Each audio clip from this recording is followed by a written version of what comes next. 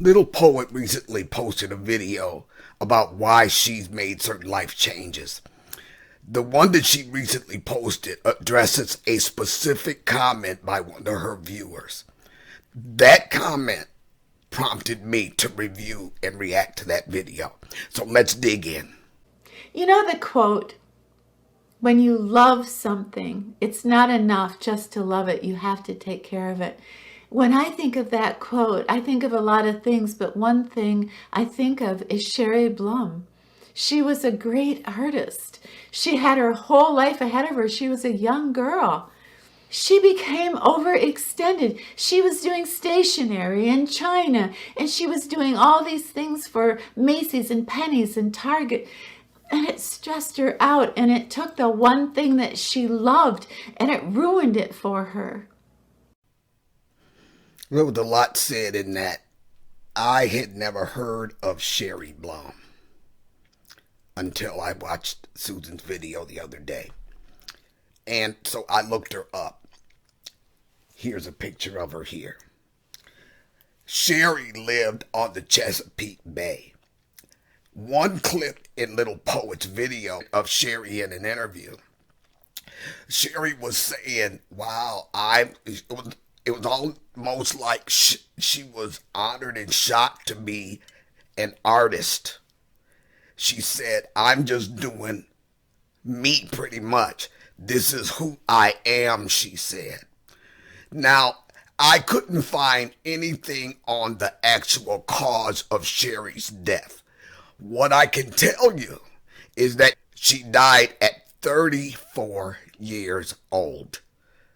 There on the Chesapeake Bay, where she once found so much joy and fulfillment in her artistry.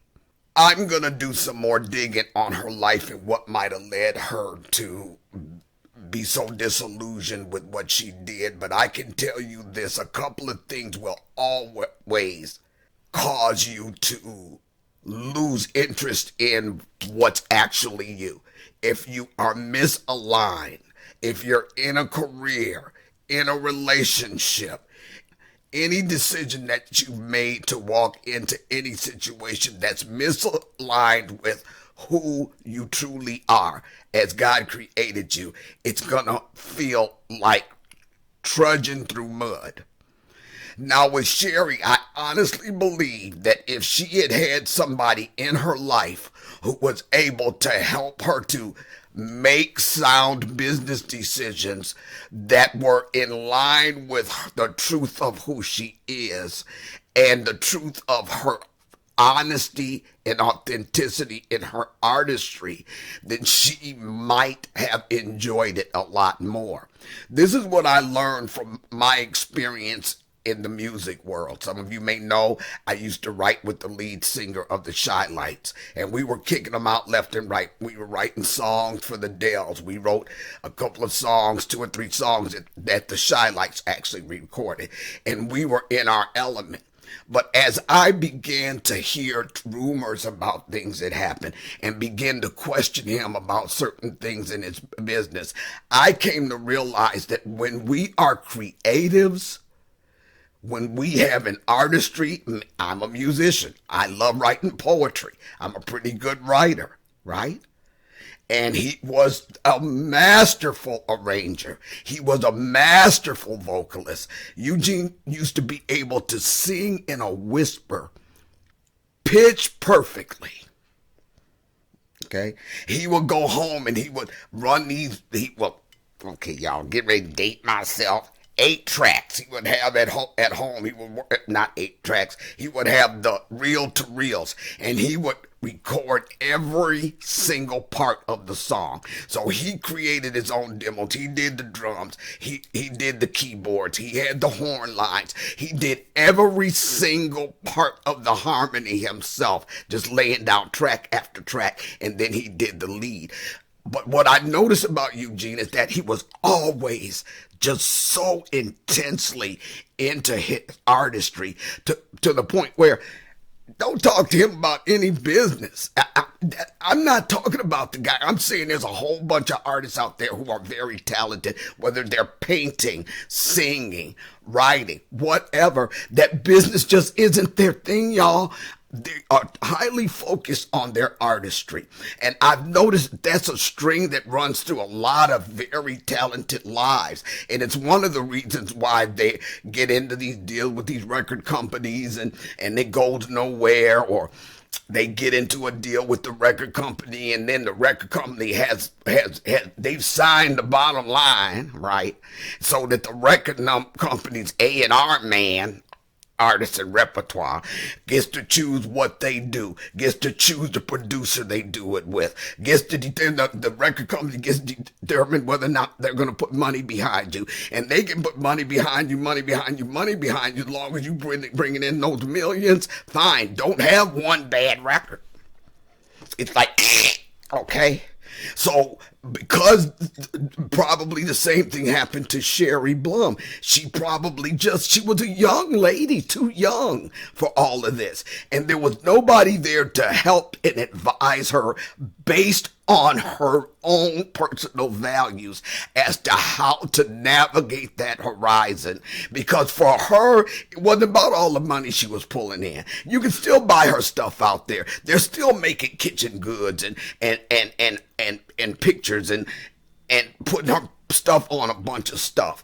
But she's gone. She's gone. Now, I'm just going to say it. I'm saying this. I have no freaking proof of any of this. But what I kept reading was she died suddenly. She died suddenly. She died suddenly.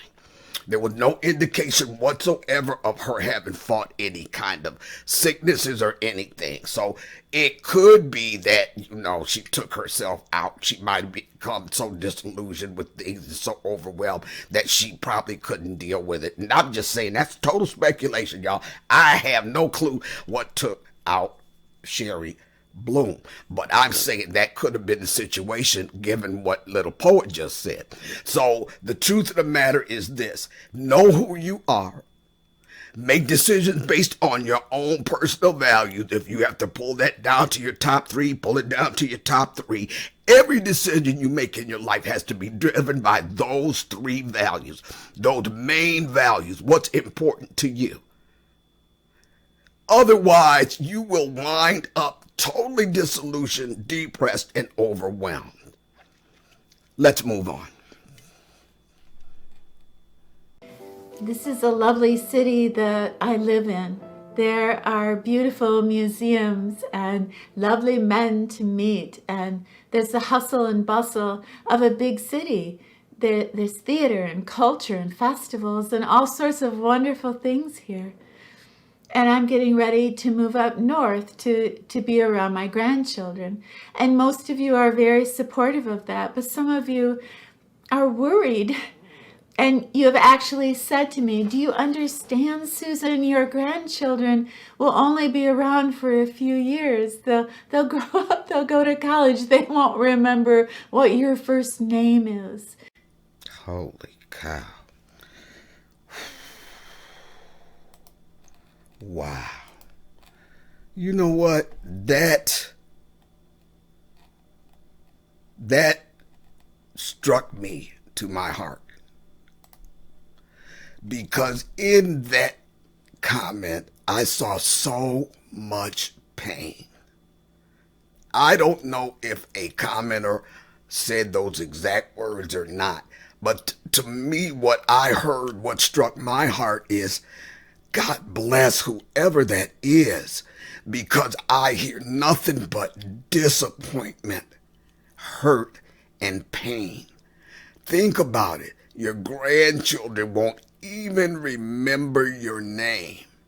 In other words, they're going to have their own lives to live, and once they get off into that life, you are persona non grata. I heard so much pain. So whoever, if somebody said it exactly like that or had that sentiment in their comment about this matter, God bless you, because there is so much pain, and I'm so sorry about what you must have gone through. Now, Susan responded, I get that. She gets that. And bless her heart, that's who she is. She's going to hear from the heart. She's very, they call them empaths, empathic people who can feel your pain.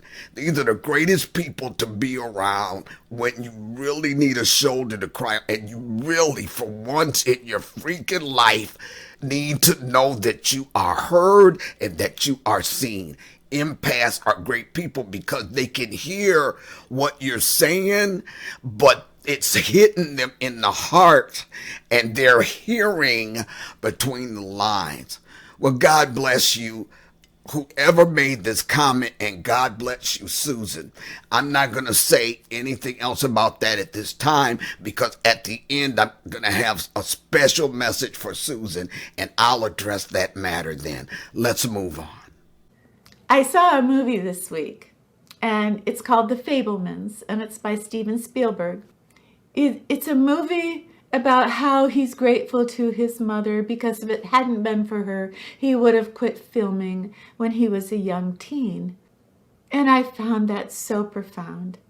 I'm watching The Fabelmans, and I'm watching how Steven Spielberg brings his mother to life. She was a concert pianist, and his father was a scientist, and his father thought him filming was a big waste of time, but his mother saw the art in him, and she encouraged him. Wow. If that whole movie was about nothing but his doggone mother, it's worth it because quite clearly what he's saying to us is that had it not been for her seeing him, you hear me? It seems to be an entire thing that's running through this reaction video is the importance of being seen, to actually be seen. Now, I'm going to give you a quick story time here. So, growing up, some of you may have heard this already, but here it is again. Growing up, I was into, I don't know, there was this speech and drama teacher that must have seen something in me because until she came along and said, Linda, I want you to try out for forensic speech contest. Linda, I want you to try out for the play. I want you to play this in the play. I had no interest. What is what? Drama. That was all new to me, but I did it. It was great. I loved it. I lived and breathed the theater. But I had gotten into it, and I would always do real well. I'd get second place, first place. So one year, I got first place at the locals, the regionals, and then went to state semifinals and went on to compete in state. And what you would do is you would memorize speeches, or they'll throw out a topic, and you'd have to speak on it extemporaneously for so many minutes, yada yada. It was different levels in this forensic speech contest thing.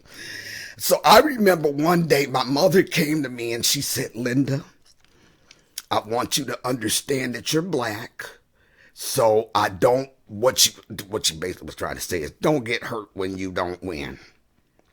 She was trying to cushion me from being hurt because from her viewpoint, because I was black in an all-white school and generally pretty much all-white competition, she just knew that I was going to lose no matter how good I was. My dad didn't even know my mother had this conversation with me. But by contrast, he sat me down and he said, now I want you to understand something about being black, Linda, is that you have to be twice as good as the other guy to get half the recognition. Now, I want you to look at those two perspectives. You black, you're going to lose.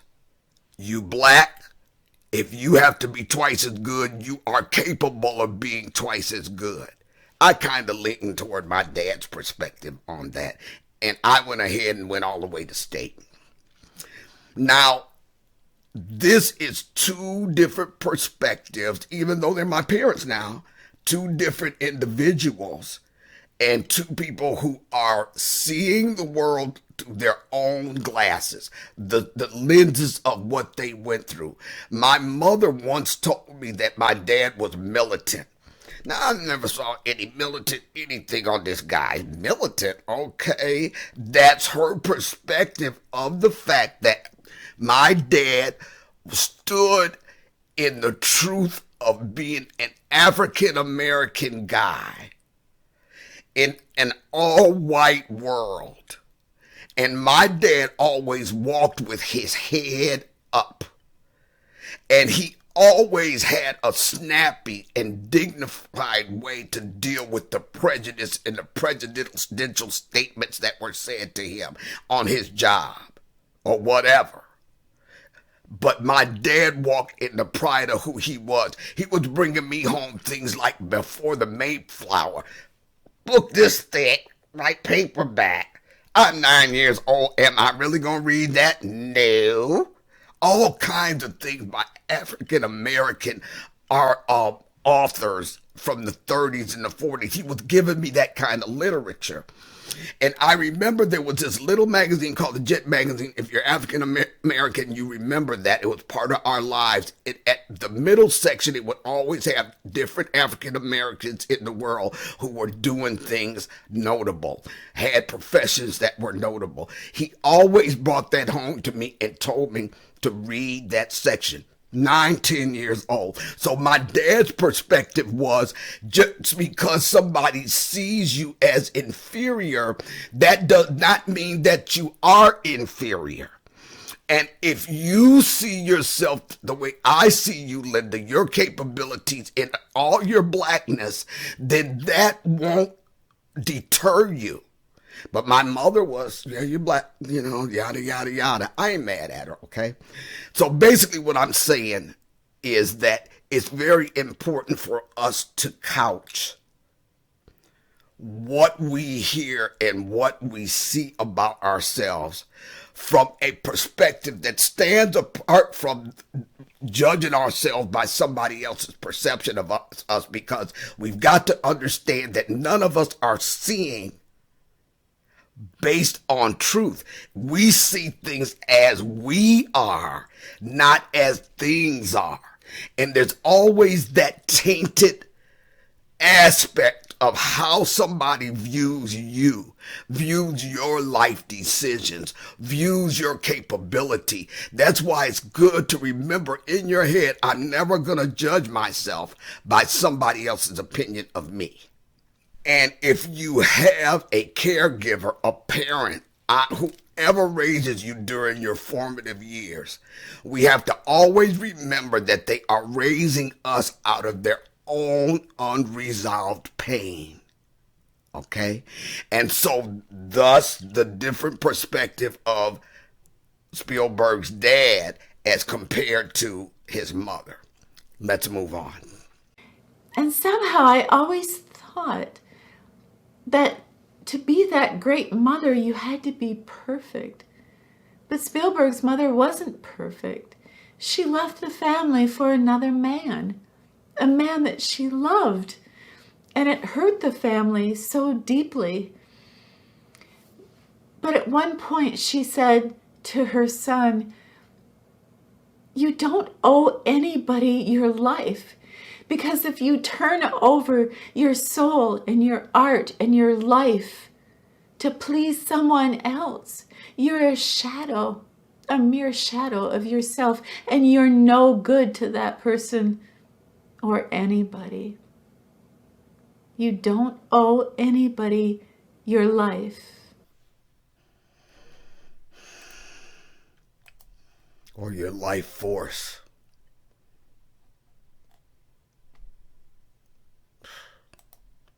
Okay, you guys, I know I sound like I'm beating a dead horse, but you know what?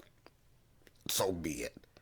Please understand who you are at your core. Understand that all of who you are at your core is lying under layer after layer after layer of pain, trauma, abuse. Understand that no matter how much is piled on who you truly are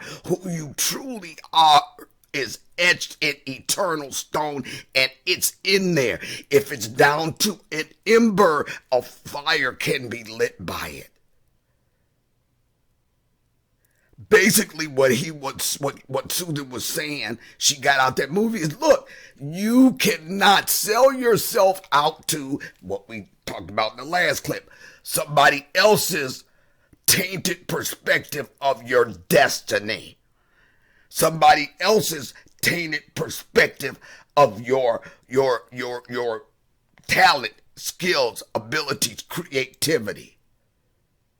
Somebody else's, because those people who are seeing through traumatized glasses, okay, are incapable of seeing you, who you are, the depth of who you are, because they need to be scrambling through the pain and the healing process so that they can get down to truly who they are. It's out of their past pain that they are seeing you.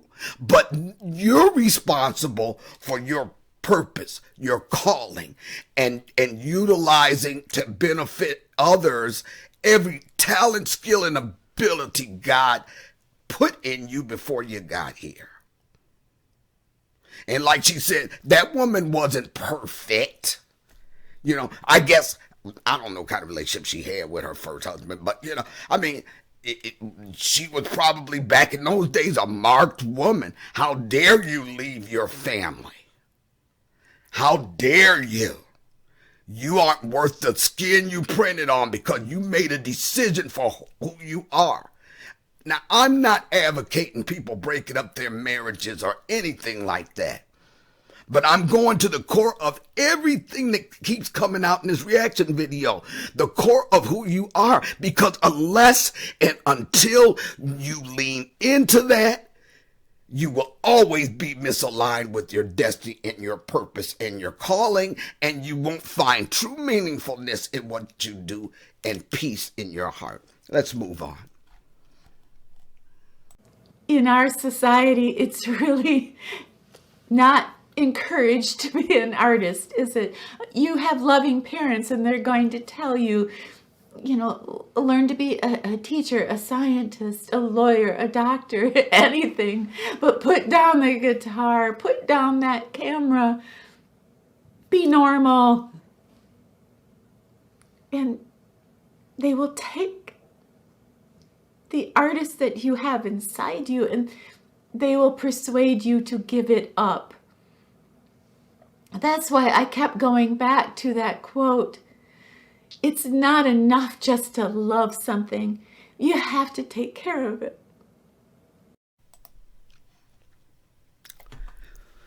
Amen, Susan. Amen.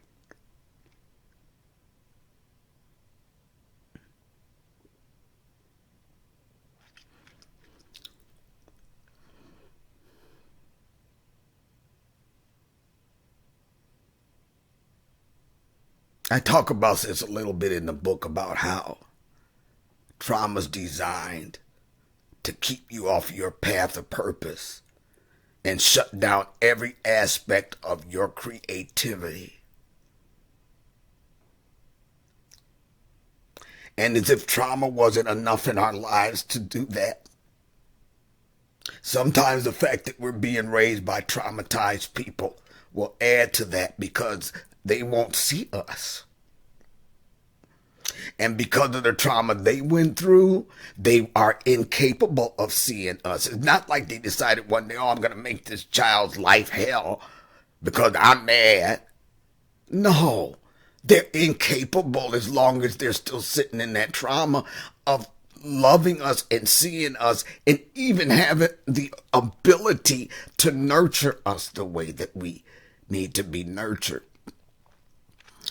So what we do is we get angry at our families of origin, angry at the person who did us wrong, yada, yada. And I ain't mad at you. Been there, done that, got the t-shirt and wrote the book. But at some point, we have to turn internally to what all that wrong did to us so that we can walk ourselves through that and become fully who God created us to be in spite of that. And unfortunately, when people do us wrong and when people hurt us, then the repercussions and the aftermath are ours to bear, and the responsibility of walking through the healing and choosing better is all on us. I'm not saying it's fair, it's just the truth. Now, a lot more I want to say about this. I'm going to save it to the section where I've got things to say to Susan. Let's move on.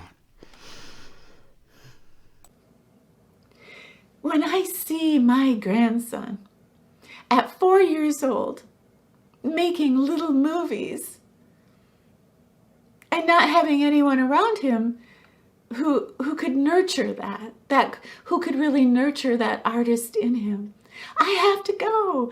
I have to pack my bags. I gotta go. Amen. Amen. You know what, Susan? It gets deeper than that. It's even deeper than that. Okay? That's your destiny calling you. Think about it. That's why you've been thinking about, oh, I want to get me a little house, yada, yada, for me and Desi for 2 years, if not more. And the very reason why that has not come to fruition yet is because you were looking in the wrong geographical area. That your destiny is calling you up north. And when you get there, I was going to try to save some of this, but I got to give you this now. So you get there, everything's going to unfold. I see you getting the little house you want. It's going to be so perfect. When you walk in this house, you're going to know it. There will be no doubt in your mind that this is where you're supposed to be. Because it's been waiting for you. The universe has been pulling things together, making things prepared for when you get there. Your life is going to go so much smoother, and I could be wrong on this. I'm going to try not to say this, but the man of your dreams will walk across your path of purpose as you go, as God is calling you to your grandson. You mark my word. This is how it works, y'all. Now, I'm off Susan, so I'll get back to you in a minute, Sue.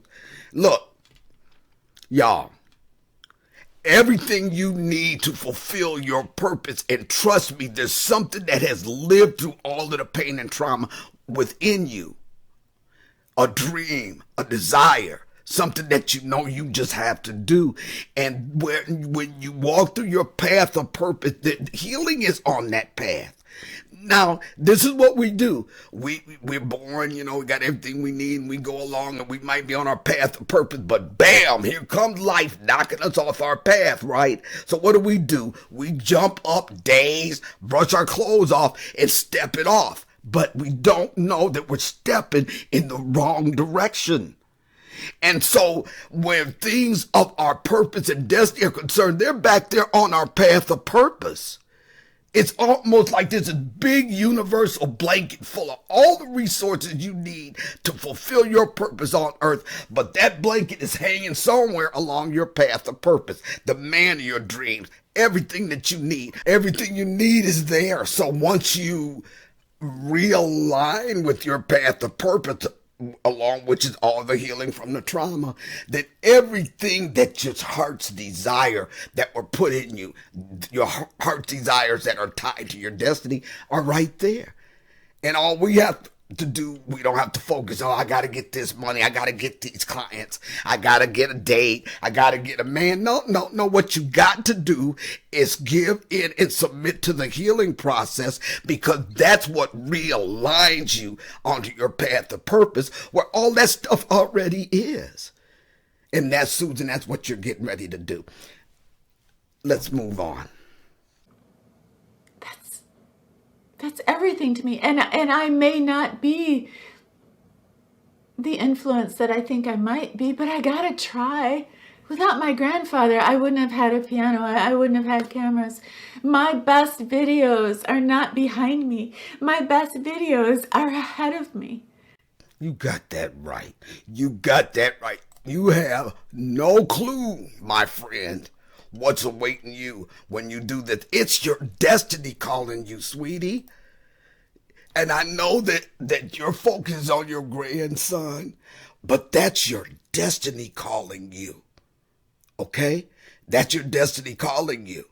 And you don't have to ever apologize for that destiny. You don't have to ever apologize or explain yourself when you know that you're moving as God is leading you. And it's going to make a difference. And don't you ever think it won't. Don't ever judge your decision to make this move by the pain that was evident in the comments that were said. And don't you for one freaking minute believe that it's going to be all for naught. Your grandson will never forget you. He will never forget you. Let me ask you this. If the comments or the sentiments in the comments are correct, wouldn't that mean that you have forgotten your grandfather? What was he to you? He was my dad in my scenario. He was my dad in that scenario. Okay? He was my dad. So in other words, God had you. He had your back. He put your grandfather in your life. Now, what circumstances your mother went through in order to bring her to a place where she was in the house with her father so that he could be there for you. Well, God bless him. That was no accident, sweetie. Your grandfather was there because God put something in you and he wanted to protect it and nurture it. I rest my case. Let's move on to the next one. I'm going to learn my craft. I'm going to film things I never dreamed I could film. And I want my family around me. And I want little Wyatt around me. I want to see what he films. Me too. Me too. Ooh-wee. Ooh, thank God that you see that in that young little boy. Thank God that you see that, because in Wyatt's life, you are your grandfather. You are what your grandfather was in Wyatt's life.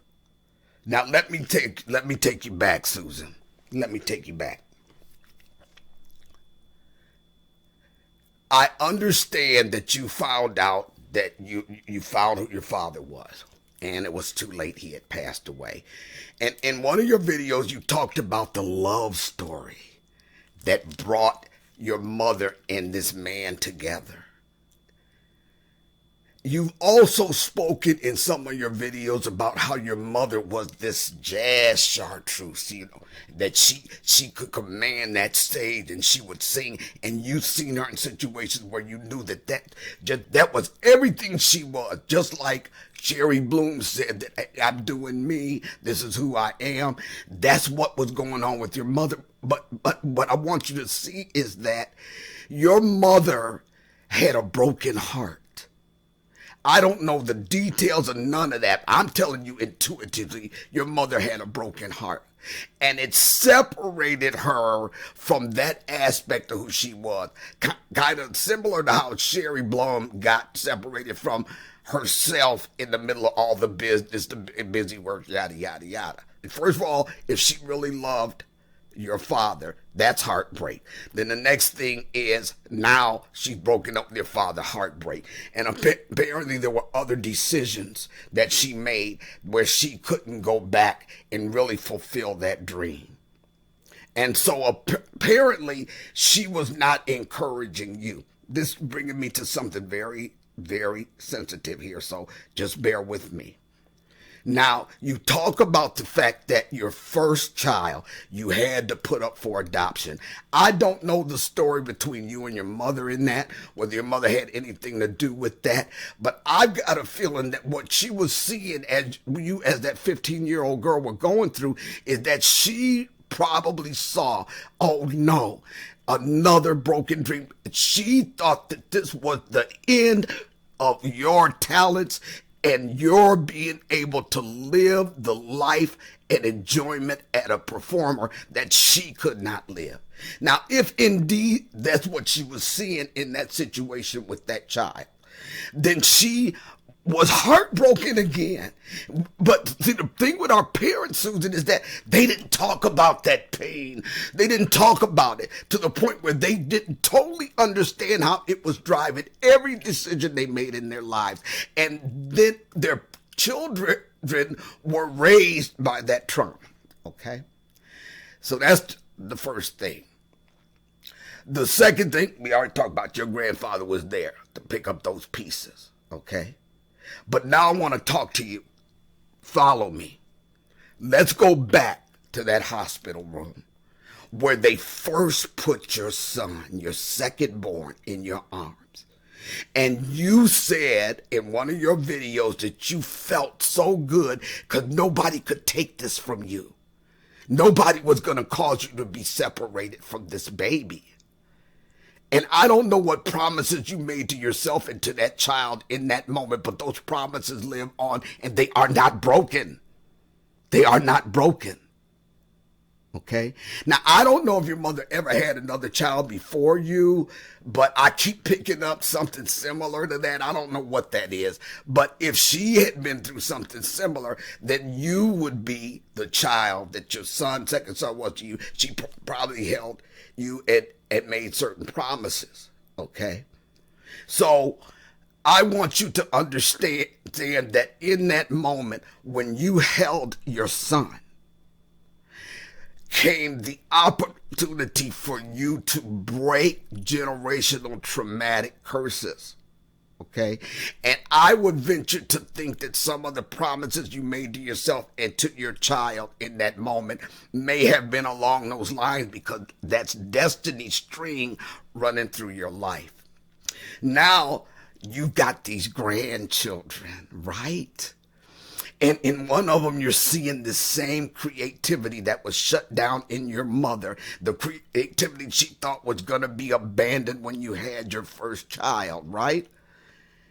What you see in your grandson now walking around with that camera, God's pulling you. God's pulling you to be your grandfather in his life. Now, this is going to be your challenge, though, Susan.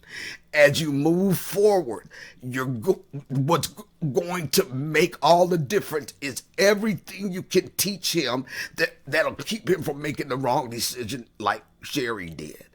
All the things you can teach him about who he is, and understand that what's most important is being true to himself, and that he would always be guided by certain values in his life. And then long after you're gone, that will guide his life. So how in the world could he ever forget your name? Because the words and the relationship you build with him will go on forever, ever and ever and ever. And your prayers for your children and your grandchildren will go on forever and ever and ever. So don't you ever step back from sharing the pain that you've been through. Remember that situation you went through when you were all excited about you had this deal with the record company, and then you got there, and then they were trying to mold you into something you weren't. They weren't seeing you. They weren't seeing you. It's that same old crap. I think you dodged the bullet there. I think you dodged the bullet. And I know that was a painful experience. And I know you had to be feeling badly about yourself and maybe believing the negativity that they were putting towards you. But they weren't seeing you, sweetie. They weren't seeing you. Okay? And so you dodge a bullet, but this is what I want you. You teach those lessons to your grandson. You teach him those things. Don't ever be ashamed of your past in any aspect, because God will lead you in conversations and building a relationship with your grandchildren that he's going to lead you to talk about some of those things.